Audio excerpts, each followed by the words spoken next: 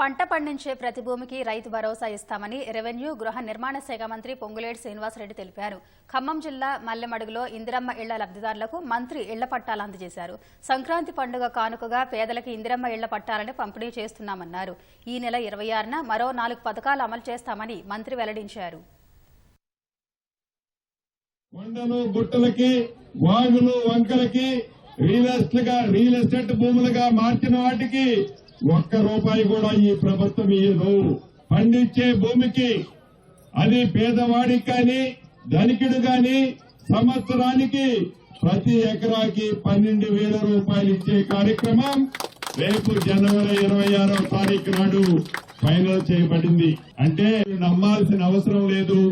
ఆ శాఖ మంత్రిగా మీకు ఒకటే హామీ ఇస్తున్నాను, రాష్ట్రంలో ఉండే పేదవాళ్లకు కూడా హామీ ఇస్తున్నాను. నిన్న కలెక్టర్ల మీటింగ్ లో చెప్పాం, గత ప్రభుత్వంలో ఏవైతే ఇళ్లు కట్టి వదిలేశారో, గత ప్రభుత్వంలో ఏవైతే కిటికీలు దాకా గోడలు కట్టి వదిలేశారో అటువంటి ఇళ్లన్నింటినీ పూర్తి చేయడంతో పాటు ప్రతి నియోజకవర్గానికి మొదటి విడతగా 3,500 ఇళ్లు ఇచ్చే కార్యక్రమాన్ని ఇప్పటికే లబ్ధిదారుల విషయంలో సుమారు 90% ఎవరెవరు అనేది నిర్ణయించడం జరిగింది.